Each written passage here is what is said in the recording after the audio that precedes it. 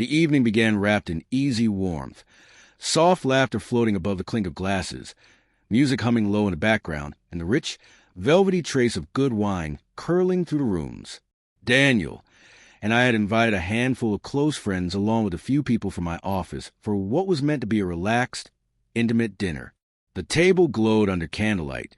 Plates passed with generous servings of food that drew appreciative murmurs, and the conversation moved with that comfortable, familiar cadence, half playful banter, half gentle exaggeration, that always seems to settle over a well-fed group. I had drunk just enough to feel loose and daring, perhaps more daring than wise. When the inevitable question came up, how long had Daniel and I been married? I flashed a wide grin, gave an exaggerated eye roll, and tossed out 77 years. So clearly it's time for an upgrade. I'm thinking a newer model husband this time. The table exploded with laughter. Gasps, teasing whistles, quick retorts flew around me. I basked in it, loving the spotlight, the way every face turned toward me with amusement. Everyone laughed. Everyone except Daniel. At first, I didn't register his stillness. I was too busy riding the wave of approval, feeding off the delighted reactions. Careful, Daniel. One friend called out with a mock warning. She might actually trade you in. I leaned into it, smirking, and added, yeah, maybe I'll shop for one who actually listens once in a while. Another burst of laughter rolled through the room. But when I glanced at Daniel again, his smile had vanished. He sat staring down at his half-eaten plate, jaw clenched, eyes shadowed and distant. I told myself he was overreacting, being too thin-skinned. It was only a joke. Couples poke fun at each other constantly. It's practically tradition. I pushed the moment aside, convinced he would let it go by morning. I was wrong, painfully, irreversibly wrong. The dinner carried on, but something had shifted beneath the surface. The laughter sounded thinner now, more brittle, like glass about to crack. Every time I tried another light-hearted jab, Daniel met my eyes with that same quiet, unnerving composure. It wasn't anger exactly. It was worse, something colder, more final. Dessert arrived, and one of my coworkers, sensing the tightening air, attempted to lighten things. So, Daniel, he said with a nervous chuckle, you really gonna let her trade you in like that? The table managed a few uneasy laughs. Daniel set his fork down with deliberate care. He lifted his gaze, and the small smile that curved his lips held no trace of humor. No, he said, voice low and even. I don't think she'll have to look very far for the replacement. The room froze. My pulse slammed against my ribs. What's that supposed to mean? I asked, forcing playfulness into words, even as dread began to coil in my stomach. He leaned back slightly, calm in a way that made my skin prickle. I mean, if she wants a new husband, she already has one lined up. She's been spending quite a bit of time with Mark from accounting. The laughter vanished, as if someone had sucked the oxygen from the room. My heart stuttered, then raced. I stared at him, mouth open, blood roaring in my ears. Daniel. I began, but he kept going, tone measured, almost gentle in its cruelty. I've seen the messages, the late-night texts, the meetings that somehow never appear on the official calendar. So maybe the real joke here is me, thinking I still had a wife. Silence crashed down like a physical weight. My coworkers shifted in their seats, eyes darting anywhere but at me. Someone's wine glass touched the table with a soft, embarrassed clink.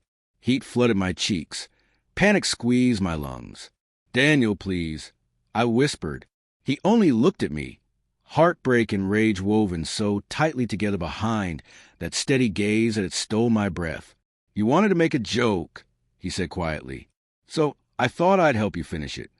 The words sliced clean through me. No one dared breathe too loudly. The only sound left was a relentless ticking of the wall clock, counting seconds that felt like years. I tried to speak, to explain, to claw my way back from the edge I had just pushed us over. It wasn't like that. I managed, voice cracking. He gave a faint, bitter half-smile. You're right. It never is until it is. My hands trembled against the tablecloth. My colleagues stared at their plates, at the ceiling, at nothing. I wanted to disappear, to rewind the last half hour, to wipe away the cocky little smirk I had worn so carelessly. The humiliation wasn't merely public. It was surgical. Every word he chose landed with devastating precision. After an eternity of suffocating quiet, Daniel rose from his chair. He smoothed his jacket with careful hands, folded his napkin into a neat square, and placed it beside his plate. Then he looked at me one last time.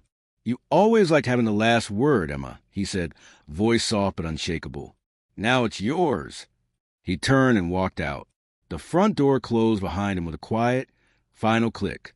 I remained seated, paralyzed, heart hammering, throat closed tight.